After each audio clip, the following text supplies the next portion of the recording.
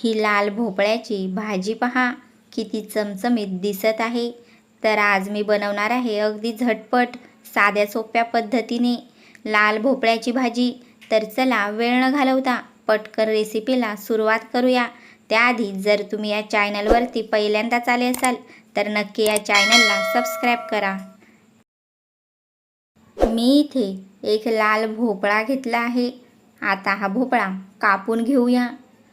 तुम्ही नक्की या पद्धतीने एकदा भोपळ्याची भाजी बनवून बघा, अगदी झटपट बनते पण चवीलाही छान लागते।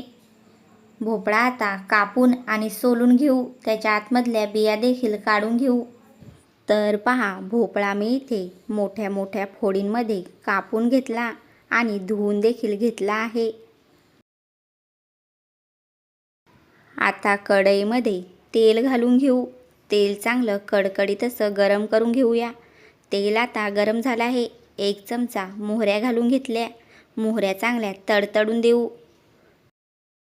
मोहऱ्या चांगल्या तडतडल्या आहेत। 7 ते 8 लसणाच्या पाकळ्या घालून घेऊ। सगळं एकत्र चांगलं मिक्स करून 5 ते 6 कढीपत्त्याची पानं घालून घेऊ। अगदी साधी सोपी रेसिपी आहे पण चवीला अप्रतिम अशी लागते। सगळं चांगलं 1 मिनिट परतवून घेऊया।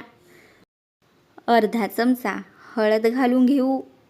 पुन्हा एकदा सगळं एकत्र चांगलं मिक्स करून हा कापून घेतलेला लाल भोपळा या फोडणीमध्ये घालून घेऊ।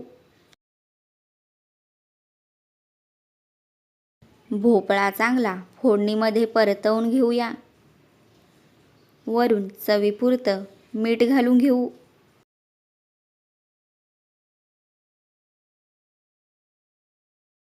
आता 3 ते 4 मिनिटासाठी भाजीवरती झाकण ठेवून घेऊया आणि मीडियम फ्लेमवरती भाजी शिजून देऊ।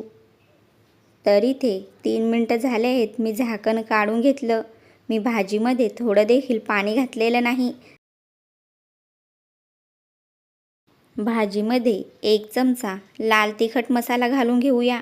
तुम्हाला जेवढं तिखट हवं तेवढं तिखट तुम्ही इथे वापरू शकता। अर्धा चमचा गरम मसाला घालून घेतला।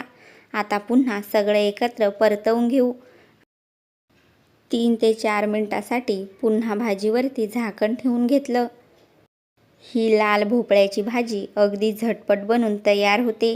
सकाळच्या घाई गडबडीसाठी डब्यासाठी ही भाजी एक चांगला पर्याय आहे। तर पहा, लाल भोपळ्याची भाजी बनून तयार झाली आहे।